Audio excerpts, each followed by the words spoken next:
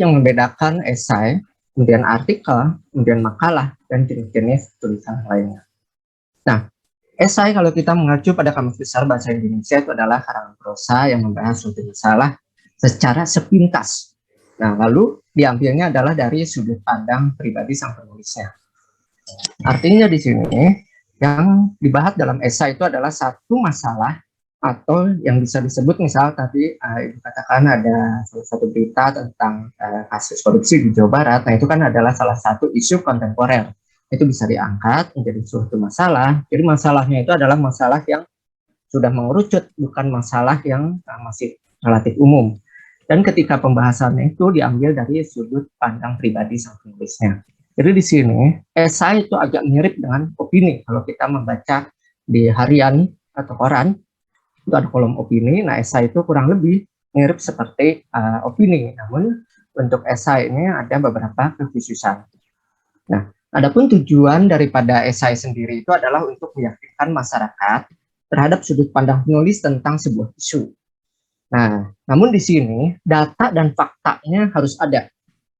Data dan fakta di sini maksudnya adalah teori apa yang istilahnya menunjang terhadap sudut pandang si penulis itu. Teori mana yang mendukung sudut pandang penulis tersebut. Teori apa juga yang membantah terhadap sudut pandang si penulis tersebut. Fakta di sini adalah pemberitaan atau hal yang memang benar-benar terjadi. Jadi jangan sampai esai ini ditulis hanya berdasarkan katanya, tetapi harus berdasarkan fakta yang sudah ada. Dan fakta yang sudah adanya itu diambil dari mana? Fakta yang sudah adanya itu diambil dari media, tapi media untuk saat ini itu kan relatif banyak ketika kita melihat media. Terlalu banyak media hari ini, apalagi media daring. Nah, itu artinya kita harus selektif. Untuk menselektifkannya adalah dengan cara kita menentukan media apa saja yang dianggap kredibel. Media kredibel di sini adalah media yang benar-benar mengedepankan kode etik jurnalistik, dalam artian bukan berdasarkan opini sang wartawannya, tapi memang betul-betul adalah suatu fakta yang benar-benar terjadi, yang mendukung apa yang ditulis oleh penulisnya. Sehingga esai tersebut dapat meyakinkan pembaca. Nah, pembaca ini diposisikan adalah Bapak Ibu sebagai dewan juri. Jadi ketika Bapak Ibu membaca suatu esai, kemudian Bapak Ibu itu tertarik dan oh iya ya ada kata-kata seperti itu dalam hati Bapak Ibu, berarti Bapak Ibu sudah mulai percaya terhadap pendapat yang disampaikan oleh penulis tersebut. Tapi kalau misalkan Bapak Ibu datar gitu ya membacanya, ya itu berarti tidak ada hal yang bisa menarik Bapak Ibu untuk percaya terhadap apa yang ditulis oleh penulisnya. Nah, lalu di dalam esai itu harus ada manfaat. Jadi jangan sampai esai itu hanya sekedar opini tanpa adanya solusi atau manfaat yang diberikan si penulis terhadap masalah yang dibahas. Jadi dia panjang lebar kemana-mana, namun ketika di akhir dia tidak memberikan solusi apapun. Itu bukan esai. Esai di akhirnya itu ada kesimpulan dan saran. Nah, kesimpulan dan saran ini bentuknya adalah saran konkret dalam bentuk konkret. Jadi sarannya itu jangan saran yang mengambang. Misal contoh sebaiknya misalkan Inspektorat Provinsi Jawa Barat melaksanakan kegiatan sosialisasi ini. Itu kan terlalu umum.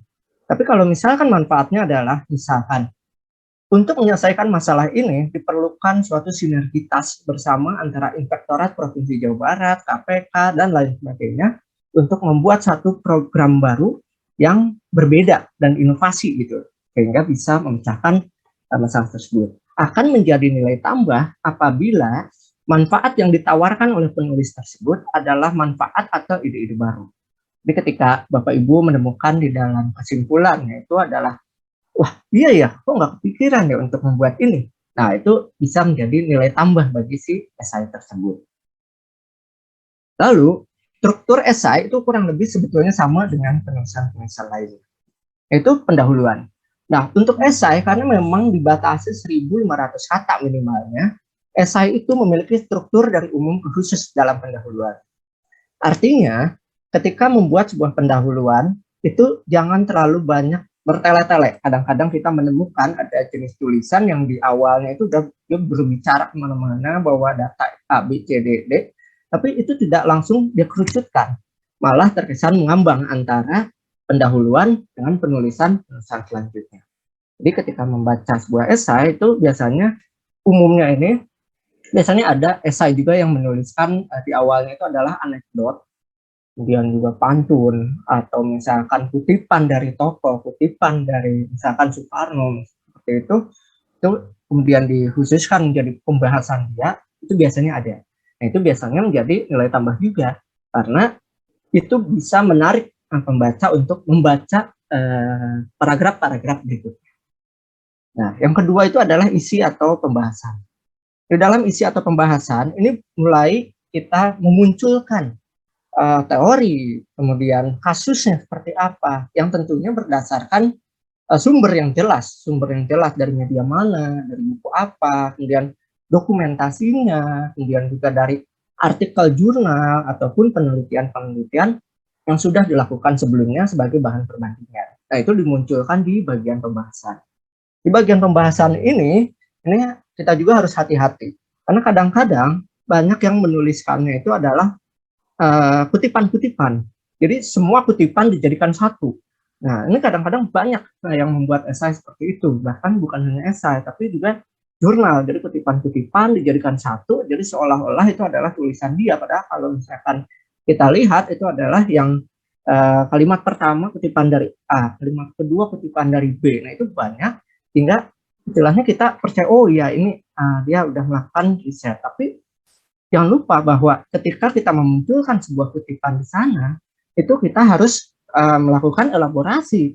Elaborasi di sini adalah ada penghubung dari satu kutipan ke kutipan lain, dan si penulis harus bisa menyimpulkan berdasarkan dari pandangan si A dalam tahun sekian, halaman sekian, jelaskan bahwa ini, maka hal tersebut dapat sesuai dengan pendapat sampaikan oleh penulis, sehingga akan memunculkan ini. Jadi ada kata-kata penghubung yang bisa menghubungkan antara satu pendapat dengan fakta dan juga dengan pendapat lainnya, dan disambungkan dengan pandangan dari si penulis tersebut. Jadi di dalam pembahasan yang cukup kompleks, dan biasanya dalam isi pembahasan ini yang lebih panjang daripada pendahuluan dan juga penutup gitu.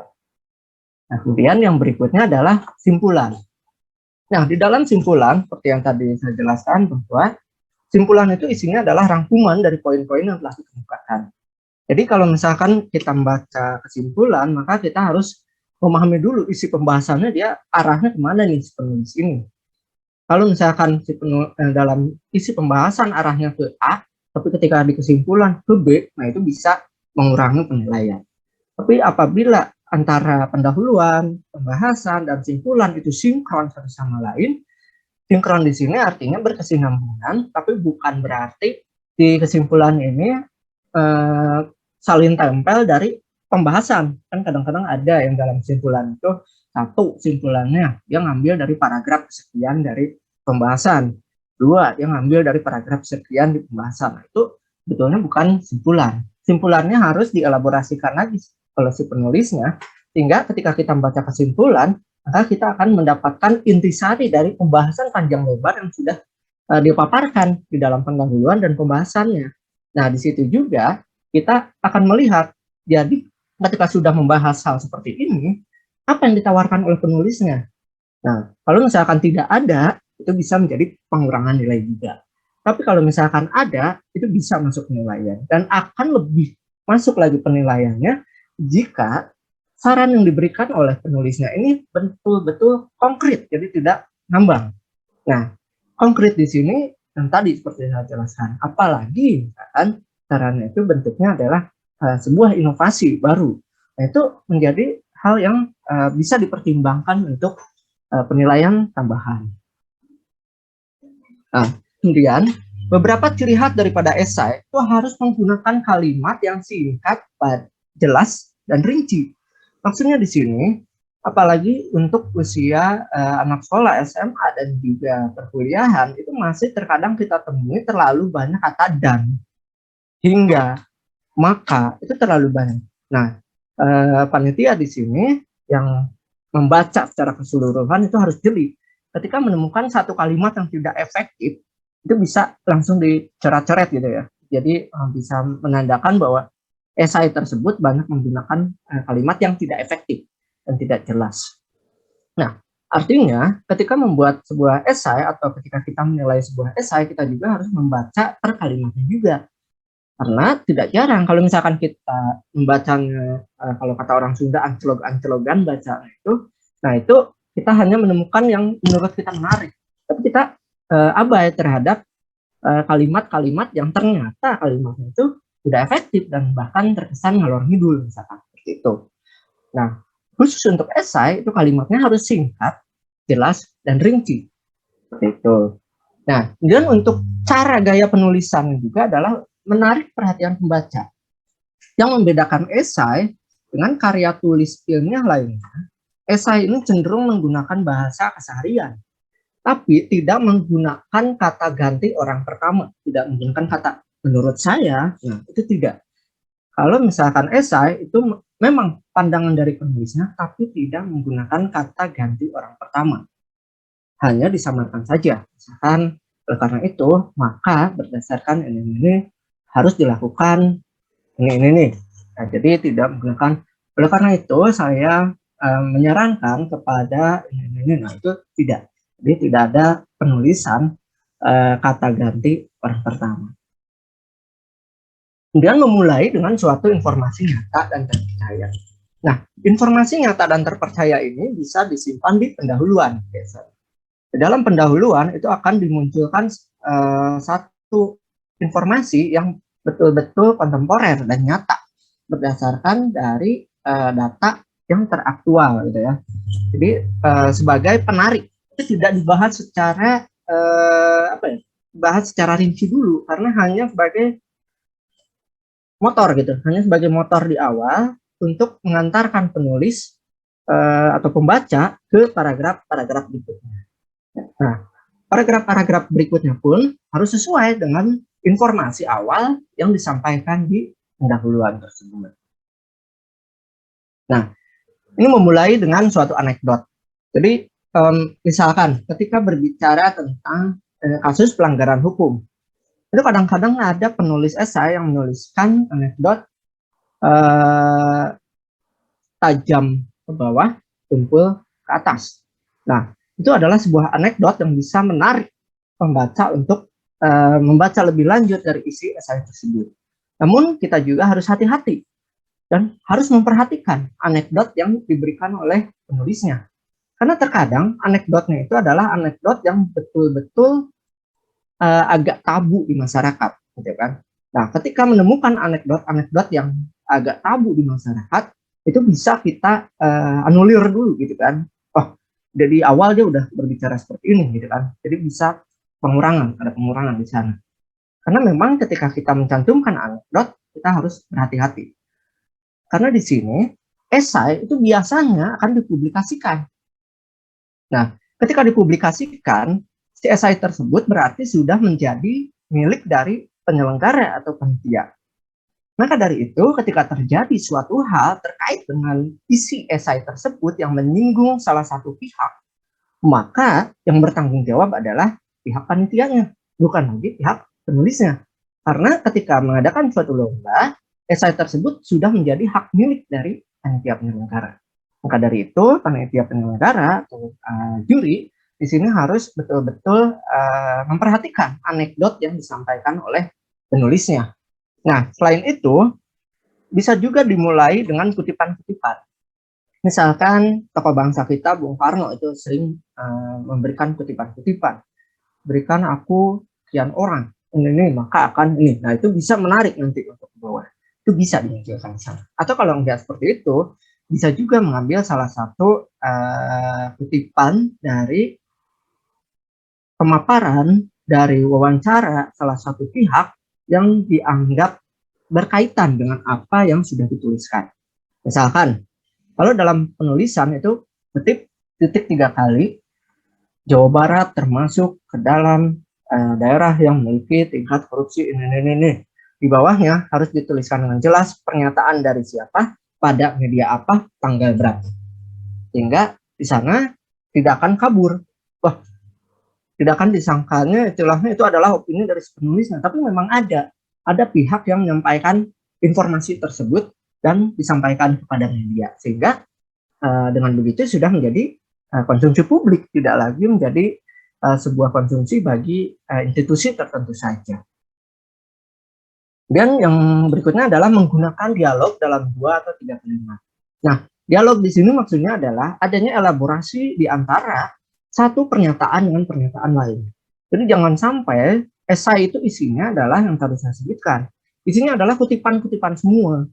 Nah, maka dari itu, betul tadi harus ada pemeriksaan plagiarisme di awal. Bisa menggunakan Turnitin, bisa juga dengan menggunakan mode manual.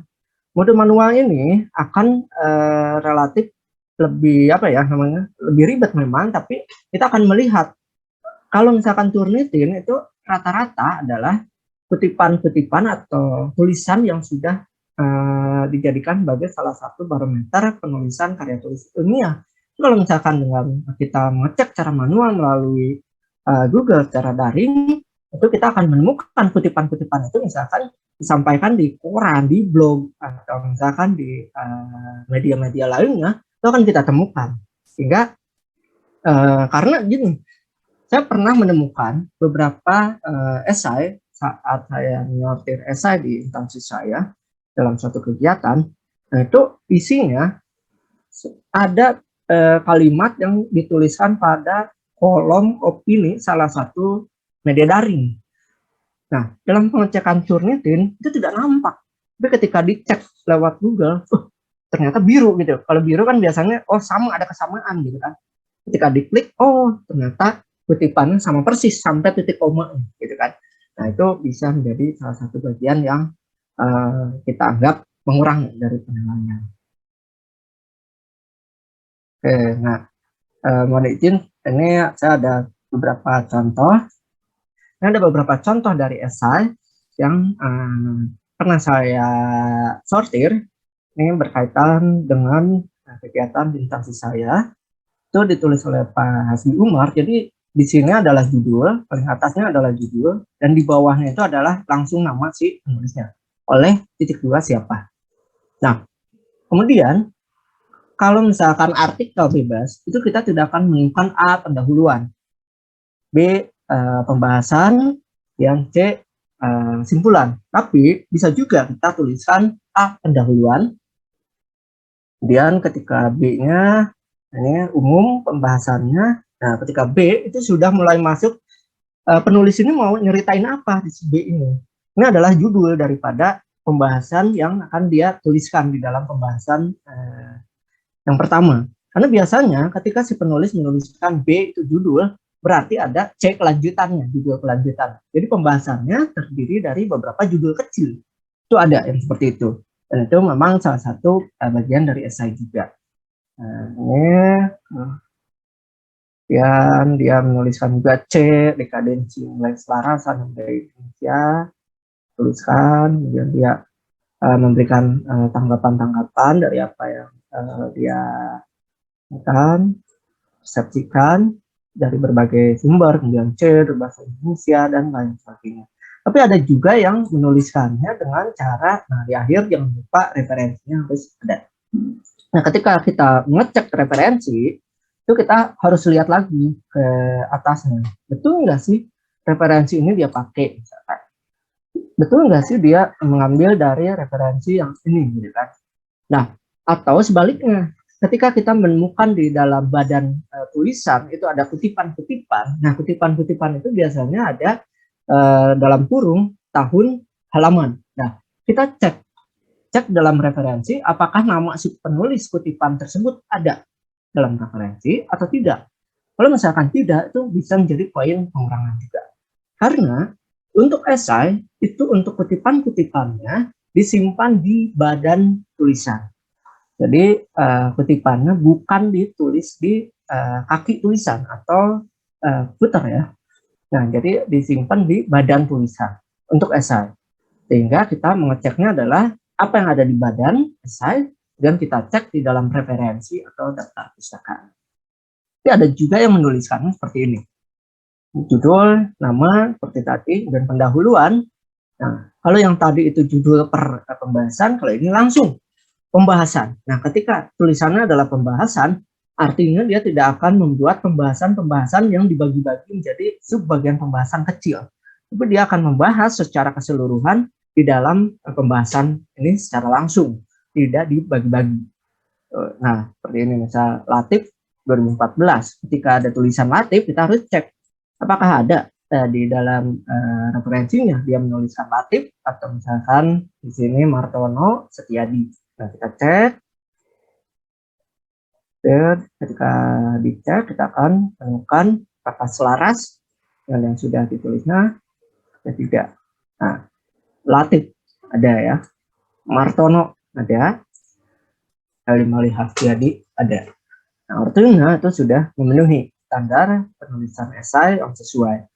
Nah, dalam penutup juga ada yang langsung di dalam penutup itu dia menuliskannya adalah simpulan syarat.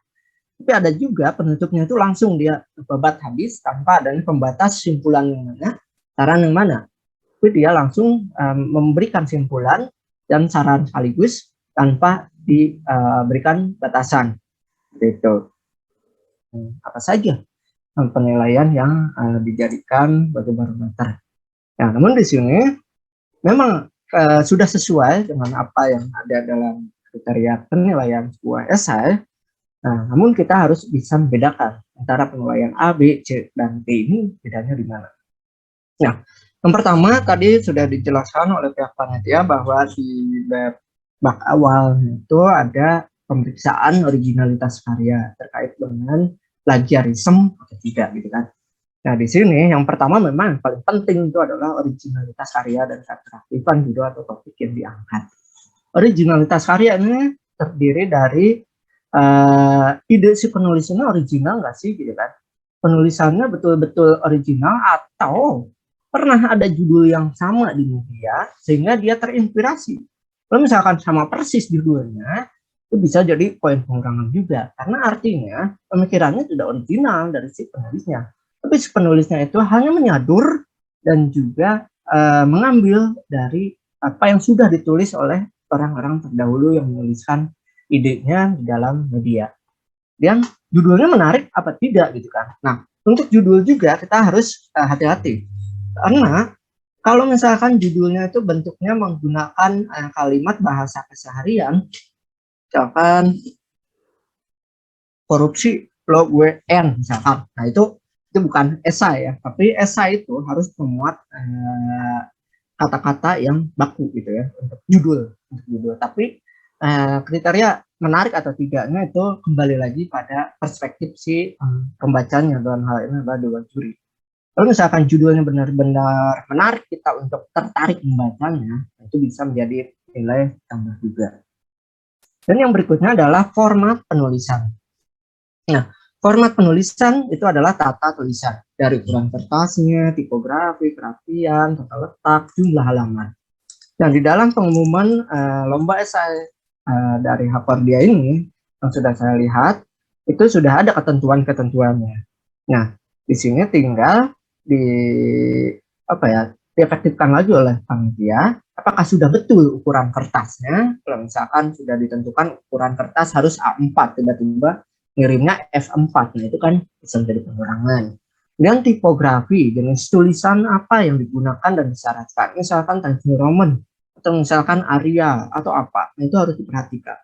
Di dalam tipografi juga kita harus juga melihat, jangan sampai esai itu bagus tapi banyak salah ketiknya atau typo ya bahasa Inggrisnya.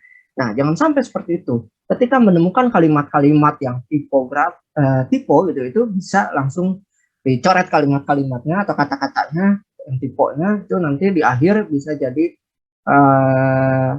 acuan, ini kira-kira dia bisa dapat berapa nih, gitu kan, untuk penilaian format penulisan. Kerapian. Nah, kerapian di sini adalah maksudnya rata sisi kiri dan kanannya, gitu kan. Kadang ada yang abai terhadap kerapian itu. Kadang dia hanya rata kiri atau rata kanan.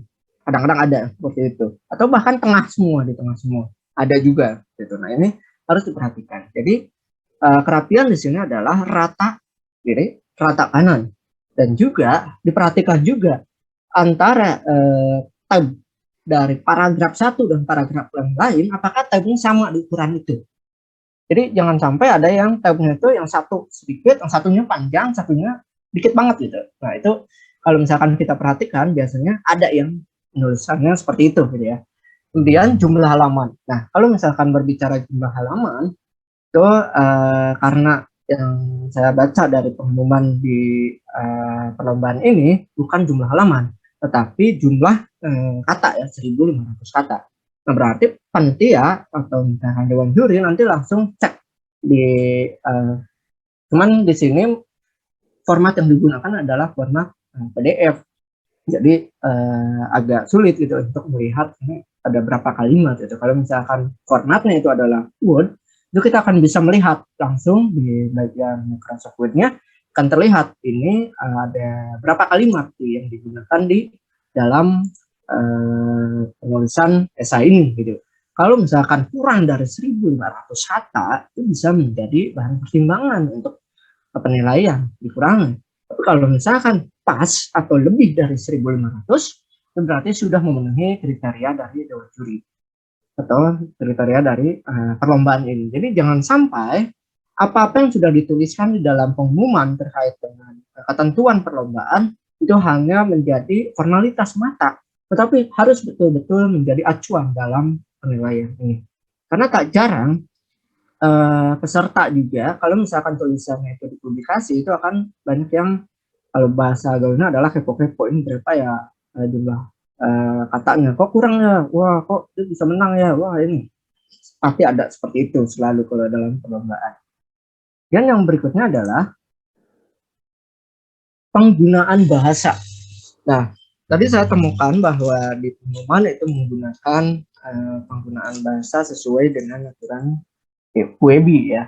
Nah di sini adalah penggunaan bahasa Indonesia yang baik dan benar, kemudian gaya penulisan dan kemampuan dalam menggunakan kata. Jadi kata-kata itu dibuat semenarik mungkin, tapi tetap memperhatikan standar dalam WEBI dan tidak terlalu kaku seperti bahasa-bahasa dalam karya tulis ilmiah atau jurnal. Tapi adalah kata-kata yang mampu mengajak kita ke alam pemikiran si penulisnya.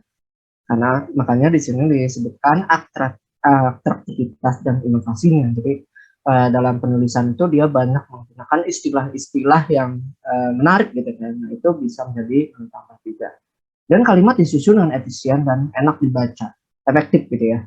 Kemudian mencantumkan catatan perut apabila mencuplik atau mengutip tulisan dari orang lain menggunakan istilah asing secara tepat.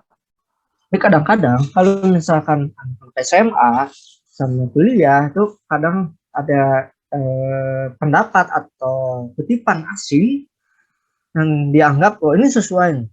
Tapi kadang-kadang istilah atau kutipan dari asing tersebut itu malah justru tidak sesuai dengan pembahasan yang sedang dia bahas. Nah di sini harus jeli juga. Ini dia tulisin istilah atau kalimat asing ini sesuai nggak ya, gitu kan? Lalu perhatikan juga ini dimiringin apa tidak gitu kan. Kalau misalkan istilah asing atau menggunakan bahasa daerah itu harus dimiringkan. Ini jangan sampai kita menemukan istilah asing misalkan online, ditulis online sebetulnya tanpa dimiringkan. Dan juga kalau bisa dan akan menambah penilaian itu adalah ketika si tulisan asingnya itu ada di dalam kurung lagi.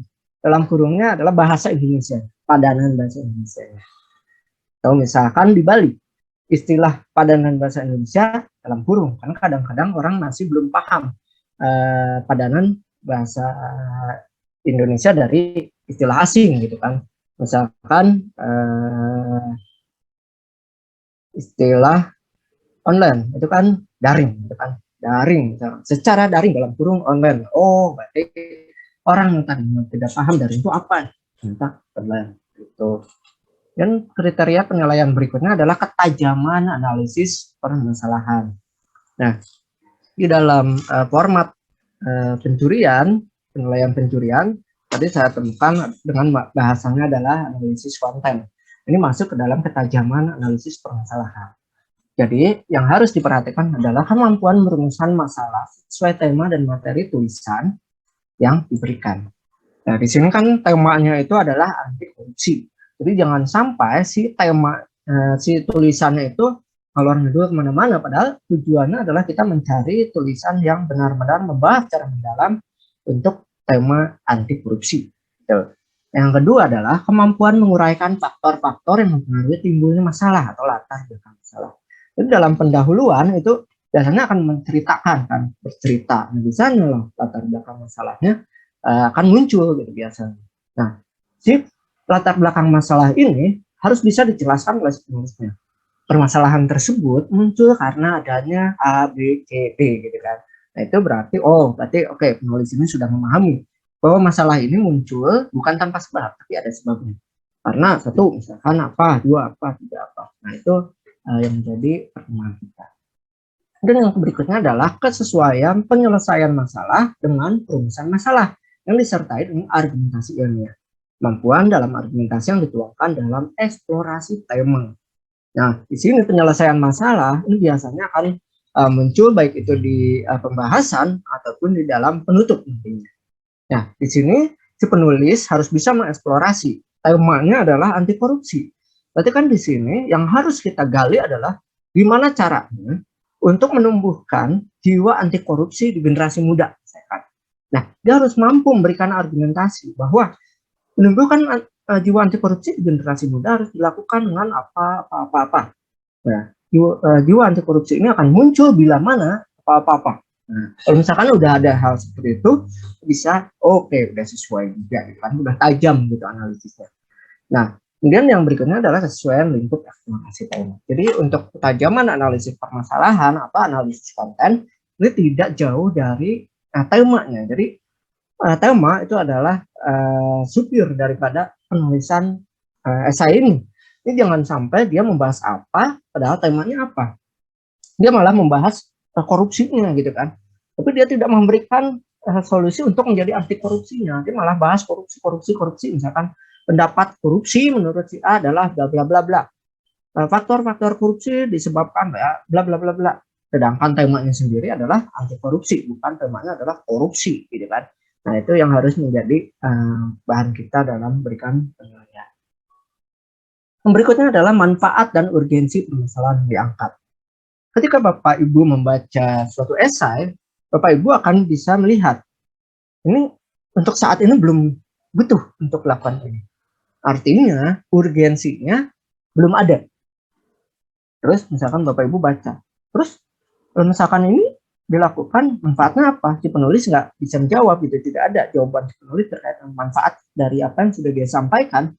Oke, berarti manfaatnya tidak diangkat oleh si penulis. Nah, itu bisa menjadi pengurangan juga. Ya, yang terakhir adalah simpulan dan saran. Ini simpulan dan saran itu adalah kemampuan menghubungkan masalah dan tujuan dengan simpulan. Jadi, masalahnya A, nah, di simpulan dia harus bisa memberikan argumentasi bahwa dia mengangkat ini tujuannya buat apa gitu kan, untuk ngasih apa, untuk memberikan inovasi apa, untuk memberikan pemikiran kepada para pembuat kebijakan atau stakeholder terkait masalah ini, maka harus dilakukan ABC seperti itu. Dan berikutnya adalah kemampuan merumuskan implikasi kebijakan secara spesifik. Nah, di sini ada kata spesifik, artinya di dalam pembuatan simpulan dan saran ini itu harus betul-betul konkret. Jadi jangan simpulan yang ngambang.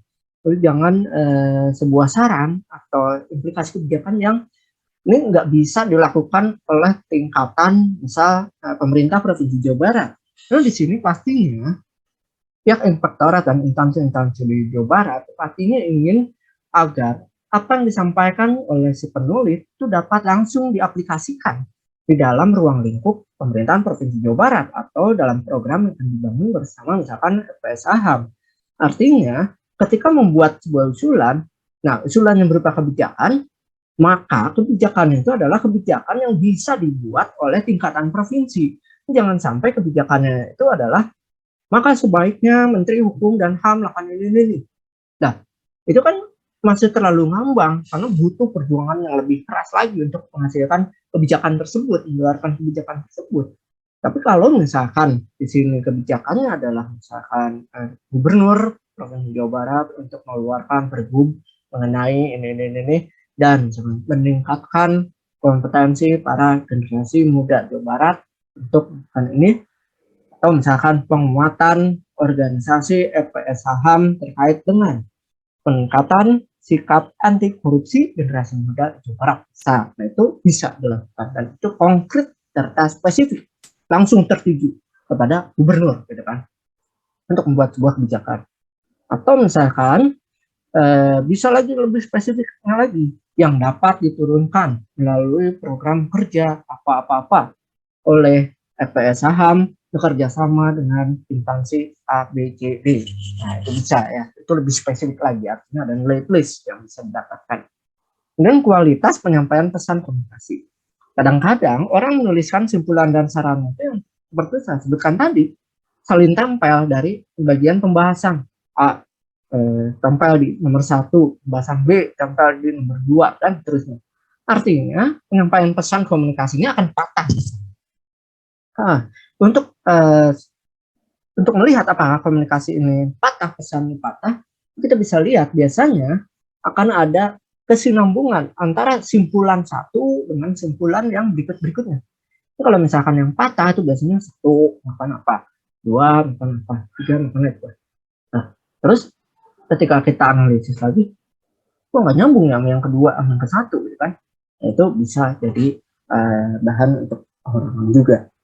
Nah, untuk simpulan itu harus dituliskan secara singkat tapi padat tentang hasil pemecahan persoalan. Jadi kata kuncinya dalam membaca sebuah simpulan, memberikan penilaian terhadap sebuah simpulan itu adalah kita harus melihat ini simpulannya sesuai nggak sih sama apa yang dibahas, gitu kan. Kalau misalkan tidak sesuai ya udah, gitu kan, bisa langsung dilewat, gitu kan. Nah, kalau misalkan simpulan sudah sesuai, oke, lanjutkan, gitu. Bisa dikasih penilaian. Nah, ini kembali lagi kepada perspektif pembaca, gitu kan. Ini kira-kira cocok nggak ya, bagus nggak ya, saya tertarik oleh penulisan ini. Nah, antara juri A dengan juri B itu terkadang memiliki penilaian atau perspektif subjektivitas dalam menulis yang berbeda, gitu kan, dalam membaca. Nah, itu nantinya makanya di sini kan dewan jurinya cukup banyak ya, untuk penyisihan ada berapa orang, semifinal ada berapa orang, final ada berapa orang. Nah, itu nanti akan disinkronkan. Kalau misalkan kemudian ternyata sinkron, berarti paripurna gitu si esai tersebut. Berarti betul esai tersebut adalah esai yang berkualitas dan memenuhi kriteria yang diberikan oleh panitia dalam pengumuman pendaftaran. Nah, berkaitan dengan tadi, di dalam pengumuman EPS Saham juga terdapat beberapa hal yang menjadi tolok ukur dalam penilaian. Di antaranya, kontennya itu tidak memuat bahasa, istilah, atau pembahasan yang agak-agak mengarah pada unsur pornografi, sara, perundungan, pelecehan seksual, dan plagiarisme itu tentunya ya, karena plagiarisme saat ini sedang sangat digalakan supaya tidak ada lagi plagiarisme. Nah, terkait dengan penilaian itu seperti yang saya jelaskan tadi, mungkin itu yang bisa saya sampaikan. Ibu, mohon maaf selebihnya. Terima kasih.